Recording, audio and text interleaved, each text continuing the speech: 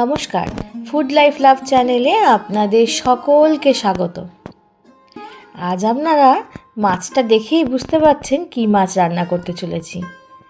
আজ একটা বড় সাইজের চিতল মাছ বাবা বাজার থেকে পাঠিয়ে দিয়েছেন। প্রায় এটা 4 কেজি 200 মতো ওয়েট ছিল, তাহলে বুঝতেই পাচ্ছেন কত বড়। তো বাজার থেকেই বাবা কাটিয়ে এনেছিলেন, সেখান থেকেই কিছুটা পেটি আমি আজকে রান্না করব। আপনাদের কাছে পেটি রান্নাটাই দেখাবো। অনেক রকমভাবে রান্না হয়, কিন্তু এভাবে রান্না করলে খুব সুন্দর খেতে লাগে। এমনি চিতল মাছের স্বাদ তো সাধারণ খেতে হয়। প্রথমেই মাছটাকে অল্প লবণ আর হলুদ দিয়ে ম্যারিনেট করে নেব কিছুক্ষণ। ভালো করে লবণ আর নুন মাখিয়ে দিয়ে ওদিকে আমি কড়াইয়ে তেল গরম হতেও বসিয়ে দিয়েছি। আগে তো আপনাদের চিতল মাছের মুইঠা আমি অনেকটা রেসিপি দেখিয়েছি, পরে আবার দেখাবো। আজ শুধু চিতল মাছের পেটি রান্নাটাই থাক। পেটিগুলোকে একটু হালকা করে এপিট ওপিট উল্টে ভাজা করে নেব। খুব টাটকা মাছ, জানেন, মাছটা বাবা বলছিল নাকি জ্যান্ত ছিল, মানে বেঁচে ছিলেন অনেকক্ষণ। তো সেই জন্য মাছটা কিন্তু খুব একটা হবে না, মানে বেশি ভাজতে লাগবে না, খুব হালকা করে ভেজে তুলে নেব। এই মাছ বেশি ভাজলে না ছিবড়া ছিবড়া লাগে খেতে। মাছের যে একটা নরম একটা তেল তেলের স্বাদ, সেটা কিন্তু নষ্ট হয়ে যায় মনে হয়। তাই টাটকা মাছ খুব হালকা করে ভাজাই ভালো। কিন্তু মাছগুলো হালকা করে ভেজে তুলে রেখে আজকে এটা আমি পোস্ত সর্ষে কাজু দিয়ে রান্না করব। তো সেটাই আপনারা দেখতে থাকুন কীভাবে করছি। খুব সহজ পদ্ধতিতে খুব চটজলদি হয়ে যায় এই রান্নাটা। বাড়িতে যে কোনো কেউ আত্মীয় স্বজন এলে আপনারা খুব সহজেই তাড়াতাড়ি করে দিতে পারবেন। কিন্তু স্বাদ কিন্তু অসাধারণ হয়। মানে সত্যি বলতে আমি রান্না করেই যখন খেয়েছি তখন মনে হচ্ছে এত স্বাদ কী করে হলো। এমনিই তো চিতল মাছের স্বাদ খুব বেশি হয়। মাছগুলো দেখেছেন খুব হালকা লাল করে তুলে রেখেছি। এপিট ওপিট উল্টে একটু হালকা লাল হয়ে এলেই কিন্তু মাছগুলোকে তেল থেকে ছেঁকে তুলে নেব। সব মাছগুলোকেই এভাবে ভেজে নেব।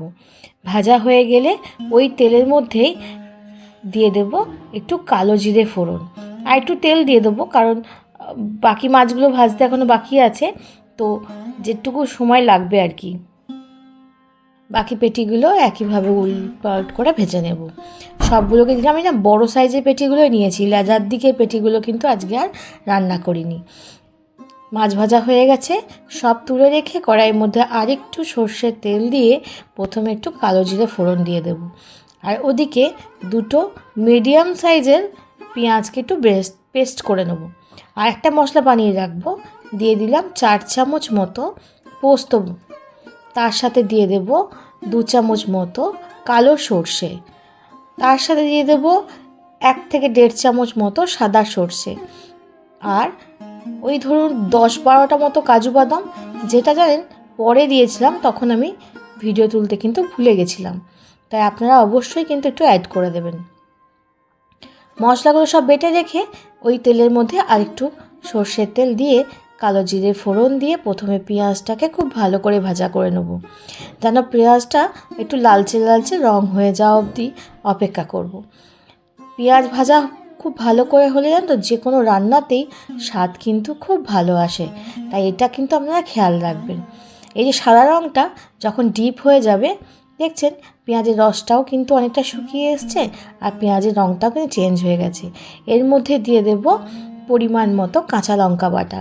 আমি একটু ঝাল ঝাল করে দেবো বলে ঝাল কাঁচা লঙ্কাগুলো ছিল সেটাই 2 চামচ দিয়েছি। তার সাথে ছোটো চামচের 1 চামচের একটু বেশি দিলাম রসুন বাটা, একই রকমভাবে দিলাম আদা বাটা, আর দিয়ে দিলাম 3টে ছোটো সাইজের টমেটো পেস্ট করে। সব মশলাগুলো খুব ভালো করে কষিয়ে নেব যতক্ষণ না তেল ছেড়ে ছেড়ে আসছে। মানে মিনিট 5-6 কষালেই দেখবেন হালকা মশলাগুলো ভাজা হয়ে গেছে। তার মধ্যে এবার দিয়ে দেব কিছু গুঁড়ো মশলা। দিয়ে দিলাম হলুদ গুঁড়ো, পরিমাণ মতো লবণ, আর দিয়ে দেবো খুব সামান্য একটুখানি মিষ্টি, যেটা পরে দিলেও হবে। এবার সব গুঁড়ো মশলাগুলো খুব ভালো করে মিশিয়ে নিয়ে আবারও ভালো করে ভাজা ভাজা করে নেব, একদম ভালো করে কষিয়ে নেব। তারপর এর মধ্যে দিয়ে দেবো গরম জল। যে কোনো জানেন যে কোনো রান্নাতেই আপনি যদি গরম জল দেন না, তাহলে কিন্তু মানে মাছের স্বাদ বলুন বা মাংসর স্বাদ বলুন খুব ভালো আসে আর তাড়াতাড়ি ফুটেও যায়। এবার ভালো করে নাড়াচাড়া করে যতক্ষণ ফুটে আসছে ততক্ষণ অপেক্ষা করব। ফুটে এলে ঝোলের মধ্যে মাছগুলোকে ছেড়ে দেবো। মাছগুলো তো খুব বেশিক্ষণ ভাজা ছিল না, তাই মাছটা সেদ্ধ হয়ে গেলেও আরেকটু ভালো করে মাছের ঝোলে ফুটিয়ে সেদ্ধ করে নেব। এতে ঝোলে মাছের গন্ধটাও খুব সুন্দর চলে আসবে, মাছগুলো সেদ্ধ হয়ে যাবে।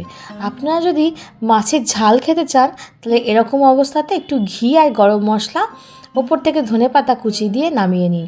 কিন্তু আজকে তো আমি একটু অন্যরকমভাবে রান্না করব, তাই মাছগুলো খুব ভালো করে ফুটে একটু ঘন হয়ে আসলে ওপর থেকে যে পোস্ত আর সর্ষে বাটাটা আছে সেটা দিয়ে খুব ভালো করে নাড়াচাড়া করে নামিয়ে দেবো।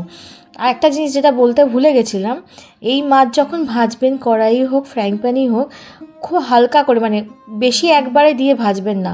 এই মাছ খুব নরম হয় তো খুব কিন্তু তাড়াতাড়ি কিন্তু ভেঙে যায়, খুব নরম হয় তো, তাই আপনারা একটু ফাঁকা ফাঁকা করে দিয়েই কিন্তু ভেজে নেবেন। দেখছেন খুব সুন্দরভাবে ফুটে গেছে, মাছটাও সিদ্ধ হয়ে গেছে, ঝোলটা কিন্তু খুব ভালো করে জালও হয়ে গেছে। এবার একবার নাড়াচাড়া করে, যাতে তলায় মশলাটা লেগে না যায়, একবার নাড়াচাড়া করে নিয়ে উপর থেকে কাজু বাদাম, কালো সর্ষে, সাদা সর্ষে, পোস্ত আর অল্প লবণ দিয়ে বেটে রেখেছিলাম সেটাই দিয়ে দিলাম। এবার নাড়াচাড়া করে একটু ঘন হওয়া অবধি ভালো করে ফুটিয়ে নেব।